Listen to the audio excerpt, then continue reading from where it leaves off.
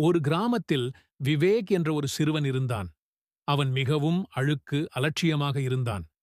காலையில் எழுந்ததும் கையும் முகமும் சுத்தம் செய்யாமல் பள்ளிக்குப் போவான். தாயும் ஆசிரியரும் கூறியும் அவன் பழக்கங்களை மாற்றவில்லை.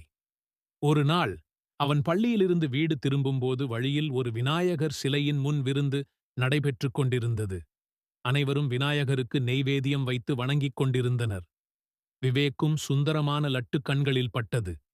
அவன் நெருங்கி ஒரு லட்டுவை எடுக்க முயன்றான். அந்த நேரத்தில் விநாயகரின் உருவம் உயிருடன் பேசத் தொடங்கியது.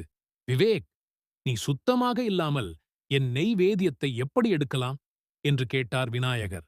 விவேக் அதிர்ச்சியடைந்து, மன்னிக்கவும் விநாயகா, நான் இனிமேல் சுத்தமாக இருப்பேன், கைகளை கழுவுவேன், தினமும் சரியாக வழிபடுவேன் என வாக்குத் தந்தான். அதன் பிறகு அவன் வாழ்க்கை முறையே மாறியது. தூய்மை, ஒழுக்கம், பக்தி அனைத்தும் ஒன்று. முற்பாடு. தூய்மையும் ஒழுக்கமும் கடவுளைப் பெறும் முதல் படி. நீதி. சுத்தமாக இருப்பதும் ஒழுக்கமாக நடப்பதும் கடவுளின் ஆசீர்வாதத்தை பெற வழி செய்கின்றன. இந்த வீடியோ உங்களுக்கு பிடித்திருந்தால் லைக் பண்ணுங்க, ஷேர் பண்ணுங்க, கமெண்ட் பண்ணுங்க, மறக்காம நம்ம சேனலை சப்ஸ்கிரைப் பண்ணுங்க.